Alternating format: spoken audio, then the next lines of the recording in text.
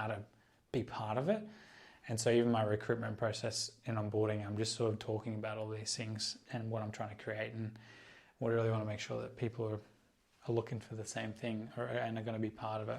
And that's the cool thing about building it from the ground up, is that's going to be one of the challenges as we start to consult in solar businesses. There's going to be people in that business that are not going to want to change. They may have came into that business with a certain mindset and a certain expectation, and change can be sort of hard. One of the things that I'm going to be really strongly trying to do is to get people to be part of that change and to implement their own ideas within the changes that we're making. Use their own email templates, or talk about the time frames, and have them take ownership over the change as well. And that way it's not just some guys come in and changing everything. It's like, hey, there's some ideas, like let's find a way, bringing them to be, like I said, taking ownership of it. But that's why it's cool to be able to do it myself from the ground up, because I get to create that from the beginning, and those staff that are there, I can identify that before I've hired them. And when you're working with a company, you want to go and make all these an existing company and that's been around for a little while, and you've got people that are pretty sort of deep seated into their ways. Like I've even seen with Shane, with my old business, Sungain Solar, as he's brought on new people and the style of what he's looking for in personality and what he's doing with the company and growing it and stuff. Some of the old people were kind of not on the same page, I guess, with those things. And one of the old salespeople, he actually ended up parting ways with, because she was just turned out to be a little starting to become a bad apple and was potentially ruining the batch. So these are decisions you have to make when you're trying to change the direction that you used to have. So it's just been really interesting. He's doing really well, and his business has grown quite a lot, and there's a lot of struggles and a lot of problems along the way, and it's been really great to sort of share he's been sharing his journey with me and some of those struggles, and giving me some little tips about if I want to scale to these directions, into these sort of numbers, what things have worked and haven't worked. And part of what he's doing at the moment is actually building his back-end operations team almost completely from Philippines-based people, and he wants to see if it works. I think he's got like 10 Philippines people working in a role where he used to have 3 or 4 Australians. So it's going to be interesting to see how it works. And he's a bit nervous about it, but yeah, because a few people have not worked out in the roles that he thought that they would work out on. And upon looking at the personality traits and the role, the requirements of the role, it makes sense why it didn't work out. Like having a real smooth talker as an operations person. They're a smooth talker. They're not a paperwork person. Things like that. So finding the natural strengths of people and making sure that you're putting them in the right places in your business. And if you don't have the right place for them, then don't bring them on. Or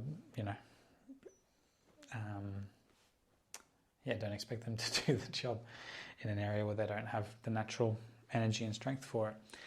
Anyhow, I didn't even know really what to talk about in this podcast. It's been a while since I made the last one, and I think I was kind of starting to feel guilty that I hadn't put a podcast up. But because I'm making so many of these videos, I guess it feels a little bit more challenging to produce the podcast, because I feel like I'm producing this content that's pretty much exactly the same. I'm talking about what I'm doing literally once or twice a day. So then to also put it on the podcast. So I want to try and combine them in some way, which is why I was working through the idea of maybe getting the videos that I'm taking and getting the audio from them and putting it in a podcast. Although I've learned recently that you can do video podcasting as well. So there's a potential to look into that, because I am doing the videos.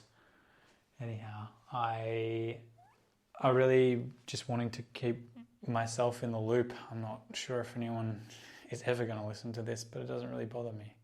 And maybe I shouldn't stop saying that, because if it doesn't bother you, then why do you keep talking about it? Maybe it does a little bit. No, I really enjoy making these podcasts. It's just that I literally have been making the videos about what I'm doing either before or at the end of every single day. And sometimes both, sometimes just once.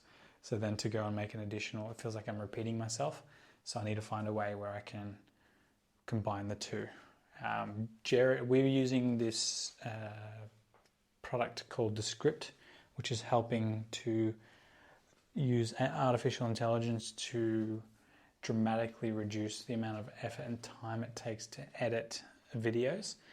And Jerry, my operations person and digital design dude, is super keen to run videos through that and start editing. And right now, while I'm focusing on building appointment sitters and getting sales through the doors, and there's not a lot of sales through the doors, he's got a bit of time.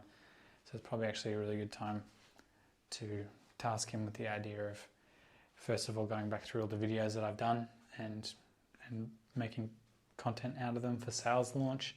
Maybe even going back through the podcasts that I've done and just to remove some of the ums and ahs that I've had. I'd be interested to know if it automatically removes that ums and ahs when I've intentionally said it. And yeah, start getting some of sales launch content. The only reason that I'd get sales launch content, I'm not in a position to be able to help anyone yet, aside from just sharing where I'm at, is maybe to grow the audience for one day when I am in that position. Alex Hormozy says it, the best day to start posting was when you were born, and the next best day is right now. So yeah, it's probably, this is why I make these podcasts actually. Because I talk through ideas that I'm not talking about in my daily journals. I might combine the two. I might talk about the daily journals about what I'm actually doing and also what I'm thinking about. That's probably more helpful. And then I can see this transition over time about how that's changed and the results that have changed from it. I might be able to go back and look, at this time I was thinking about these things in these ways and I was doing these things and the results were this, but after I started thinking about this, the results changed. Was that better or worse, as far as measurable outcomes? So yeah, I will combine the video podcast with my audio. What's the word I wanted to use? Philosophical podcasts as well, so that I can track mentality and action over time and see if that changes result. Anyway, that's my idea. We'll hopefully start seeing some podcasts, and I'm just going to start from day one, start sharing day one or week one. I'll decide on that. I think I'll do daily. And then I'll have a daily podcast as well, 5 podcasts a week, and they'll be a little bit shorter, but maybe packed with a little bit more value, condensed into a shorter period of time instead of me trying to think of what I'm thinking about. Anyway, until then.